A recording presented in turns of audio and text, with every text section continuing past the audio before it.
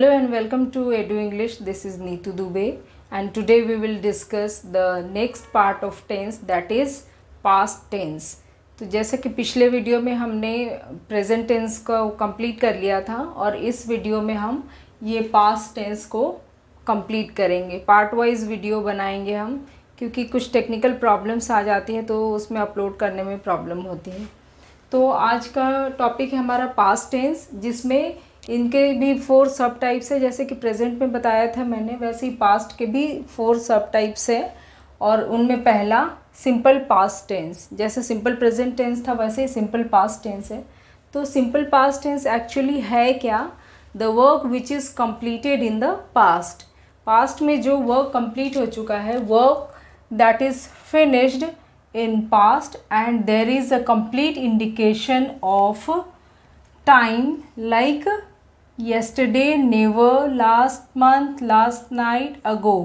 ये वर्ड्स क्या है? ये कंप्लीट इंडिकेशन है सिंपल पास्ट के, जो भी वर्क फिनिश्ड हो गया है। जैसे कि इसमें भी हैबिचुअल एक्शंस आते हैं जो कि हर दिन करते हैं हम, और वो नेक्स्ट डे क्या है, पास्ट बन जाता है। तो वो भी हम इसमें देखेंगे।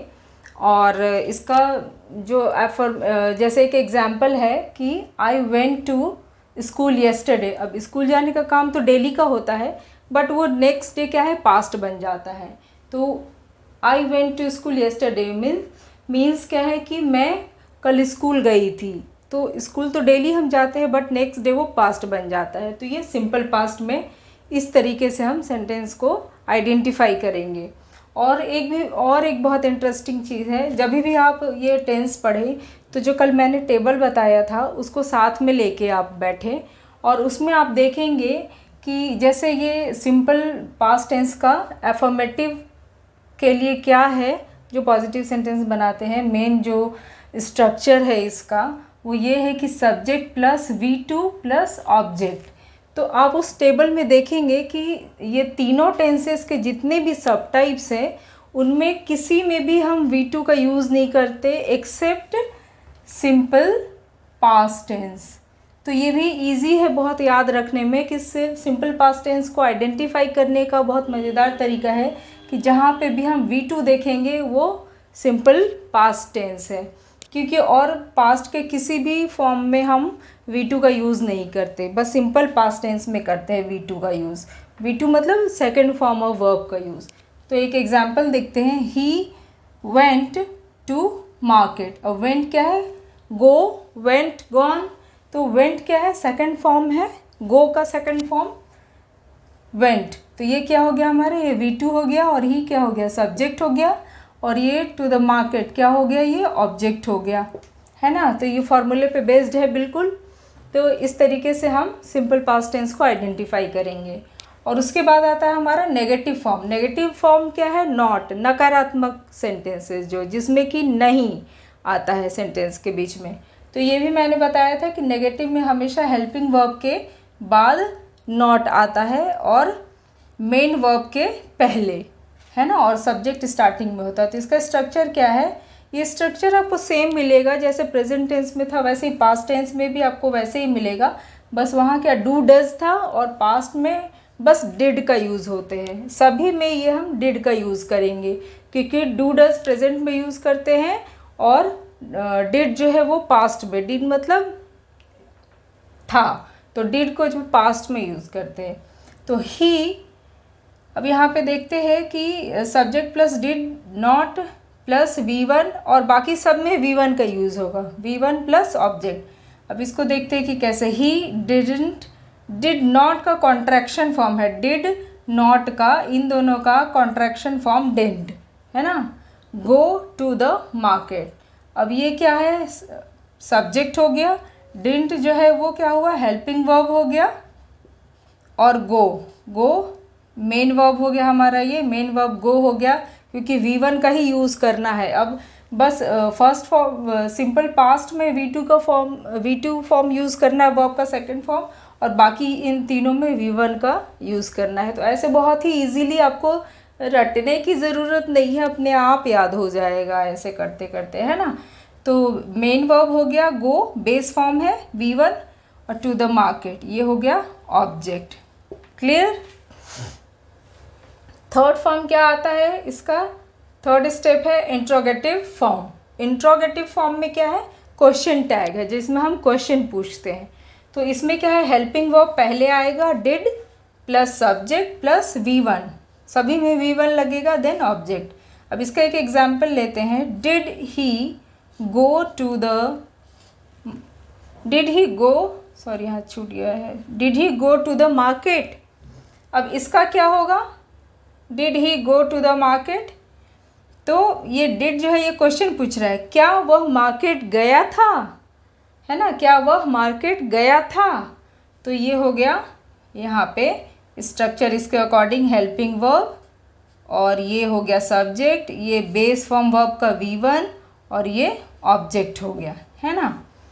और एक और बात नोट कर लें कि इंट्रोगेटिव फॉर्म में डिड, जैसे भी कहीं पे भी डिड जब लगाते हैं तो did takes first form of verb. अब यहाँ सभी जगह V1 क्यों है, क्योंकि हमने डिड का यूज़ किया हुआ है, ठीक है। तो डिड जहाँ भी रहेगा वहाँ V1 का हम यूज़ करेंगे, ये भी क्लियर है। अब नेक्स्ट है इंट्रोगेटिव नेगेटिव। इंट्रोगेटिव नेगेटिव में भी क्वेश्चन टैग का यूज़ करना है। अब इसका स्ट्रक्चर देख लेते हैं, डिड पहले हेल्पिंग वर्ब, फिर subject, then not. Interrogative negative में फिर सब्जेक्ट के बाद नॉट का यूज़ होता है और मेन वर्ब के पहले, और then object and then question tag. अब यहाँ पे देखते हैं एक example, did he not go to the market. मतलब इसका क्या हुआ, डिड ही नॉट गो टू द मार्केट मीन्स कि क्या वह मार्केट नहीं गया था, है ना। तो डिड क्या हो गया यहाँ पे, हेल्पिंग वर्ब हो गया, ही है वो सब्जेक्ट हो गया, है ना, एंड नॉट, यहाँ नॉट लग गया, नॉट ये नेगेटिव का हो गया, और गो, गो क्या हो गया V1, to the market object. Okay, I think simple past tense समझ में आ गया होगा। और उसके बाद इसका सेकंड हम क्या करेंगे, अभी पास्ट प्रोग्रेसिव देखते हैं। सेकंड सब टाइप है क्या, पास्ट प्रोग्रेसिव या पास्ट कंटिन्यूस टेंस, है ना। तो जैसा कि नेम सजेस्ट कर रहा है प्रोग्रेसिव या कंटिन्यूस, मीन्स क्या है कि कंटिन्यू कर रहा है। तो ये है क्या, टू इंडिकेट पास्ट एक्शंस, ये पास्ट एक्शंस को इंडिकेट करता है, हमें बताता है पास्ट एक्शंस के बारे में, that were continued for some time, जो कि कुछ समय के लिए कंटिन्यू रहा था, कुछ समय के लिए वर्क जो है वो प्रोग्रेस में रहा था, है ना, in the past, past time में, मतलब बीते हुए समय में वो वर्क जो है वो कुछ समय के लिए कंटिन्यू रहा था, है ना। तो उसे हम कहते हैं पास्ट प्रोग्रेसिव या फिर पास्ट कंटिन्यूअस टेंस। तो उसका पहला अफर्मेटिव जो बेस फॉर्म है वो देखते हैं हम कि क्या है। ये मैंने आपको सब टेबल में बता दिया है। तो ये जैसे पहला होगा सब्जेक्ट प्लस वॉज वर। जैसे प्रेजेंट प्रोग्रेसिव में इज एम आर होता था, तो इज एम आर का पास्ट क्या हो जाएगा, यहाँ पे वॉज और वर, आर का वर हो जाएगा। तो subject plus was were plus verb का V1 plus ING means ING form of verb plus object. अब इसमें सभी में आपको ये पास्ट प्रोग्रेसिव में सभी में आपको ING फॉर्म ऑफ वर्ब मिलेगा, ये चारों सब टाइप्स में, है ना। ये ध्यान में रखेंगे आप कि V1 प्लस ING मिलेगा और वॉज वर मिलेगा। जैसे सिंपल, अभी सिंपल पास्ट में डिड था और अभी वॉज वर रहेगा, और V1 का ING फॉर्म ऑफ वर्ब रहेगा, या V4 भी इसको बोल सकते हैं। तो subject plus was were plus V1 ING plus object. अब देखते हैं इसका एग्जाम्पल देखते हैं, एक वॉज से और एक वर से, दोनों से लिया है। तो she was reading a book. अब ये क्या काम कर रही थी, she was reading a book, वह बुक पढ़ रही थी, है ना, वॉज रीडिंग, है ना। She was reading a book मतलब वह बुक पढ़ रही थी। तो ये क्या है, पास्ट टाइम में बीता हुआ बात हो गया कि वो बुक पढ़ रही थी। अब ये शी क्या हो गया, सब्जेक्ट हो गया, वॉज जो है ये क्या हो गया, यहाँ वॉज ये हेल्पिंग वर्ब हो गया, रीडिंग, रीड प्लस ING ये मेन वर्ब हो गया आपका V1, और ये हो गया ऑब्जेक्ट, है ना। एक वर से बना लेते हैं, क्या है, सॉरी दे वर, है ना, दे वर प्लेइंग क्रिकेट मैच, है ना।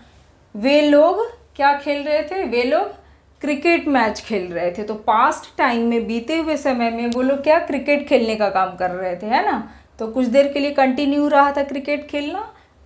तो ये क्या है, दे हो गया हमारा, ये क्या हो गया, सब्जेक्ट हो गया। वर क्या है, ये हो गया हेल्पिंग वर्ब। और प्लेइंग, प्ले प्लस ing, ये हो गया V1 प्लस ing, ये हो गया मेन वर्ब और ये हो गया ऑब्जेक्ट। ठीक है ना, आ रहा समझ में। अब दूसरा क्या देखते हैं, नेगेटिव फॉर्म। सेंटेंस का नेगेटिव फॉर्म में क्या है, ये सब सेम स्ट्रक्चर आपको मिलेंगे, बस हेल्पिंग वर्ब अलग मिलेगा और मेन वर्ब अलग मिलेगा, है ना, यही डिफरेंस है सभी में। अब इसका भी सेम वैसे स्ट्रक्चर होगा, subject plus was were plus not plus V1 plus ing and object. तो इसका एग्जाम्पल देखते हैं, they were not playing cricket match, मतलब वो लोग क्रिकेट मैच नहीं खेल रहे थे, वो लोग क्रिकेट मैच नहीं खेल रहे थे। तो नहीं खेल रहे थे क्योंकि नेगेटिव फॉर्म है तो नॉट लगना कंपलसरी है, तो ये नॉट यहाँ पे नहीं खेल रहे थे। ये सब्जेक्ट हो गया दे, वर हो गया हेल्पिंग वर्ब, फिर ये नॉट इसके अकॉर्डिंग, प्लेइंग हो गया प्ले प्लस ing, V1 हो गया ing वर्ब का, और ये क्रिकेट मैच हो गया ऑब्जेक्ट। क्लियर। अब थर्ड स्टेप क्या है, इंट्रोगेटिव फॉर्म। इंट्रोगेटिव फॉर्म क्या हो गया, जिसमें कि हम क्वेश्चंस पूछते हैं। तो ये भी सेम है, अभी पिछले हम सिंपल पास्ट में क्या डिड हमने पढ़ा था, यहाँ हेल्पिंग वर्ब क्या आएगा, was were plus subject plus V1 plus ing and then object. अब यहाँ क्वेश्चन पूछ रहे हैं, तो इस पे बेस्ड क्या एक एग्जांपल देखते हैं। Was my mother cooking food, क्या मेरी मदर खाना बना रही थी, क्या मेरी मदर खाना बना रही थी, है ना, ये क्वेश्चन पूछ रहे हैं। तो वॉज हो गया यहाँ पे helping verb, my was my mother क्या हो गया, ये सब्जेक्ट हो गया, cooking cook plus ing, V1 plus ing हो गया, और फूड हो गया यहाँ ऑब्जेक्ट। क्लियर। अब फोर्थ फॉर्म क्या है यहाँ, इंट्रोगेटिव नेगेटिव। इसमें भी क्वेश्चन टैग आएगा, तो इसका स्ट्रक्चर देख लेते हैं क्या है। हेल्पिंग वर्ब में was were plus subject plus not plus V1 ing plus object. अब इस पे देख लेते हैं एक sentence example, was my mother not cooking food, was my mother not cooking food, मतलब इसका मतलब क्या हुआ कि क्या मेरी मदर खाना नहीं बना रही थी, क्या मेरी मदर खाना नहीं बना रही थी। तो ये हो गया इसके स्ट्रक्चर के अकॉर्डिंग, वॉज हो गया हेल्पिंग वर्ब, अब तक तो सब समझ में आ गया होगा। माई मदर हो गया यहाँ पे सब्जेक्ट, एंड नॉट इसके स्ट्रक्चर के according, cooking cook plus ing, V1 plus ing form of verb, and then ये फूड ऑब्जेक्ट। ठीक है, क्लियर, यहाँ तक समझ में आ गया आपको। और वर से आप खुद एक सेंटेंस बनाएंगे और मुझे कमेंट बॉक्स में ज़रूर रिप्लाई करेंगे कि इससे कैसा सेंटेंस आप बना रहे हैं। उम्मीद है आपको मेरा ये वीडियो अच्छा लगा होगा। अब हम नेक्स्ट पार्ट में मिलेंगे, बाकी जो दो और बच गए हैं वो हम नेक्स्ट वीडियो में आपको बताएंगे। तो तब तक के लिए thank you, and if you like my video then please like share and subscribe. Thank you.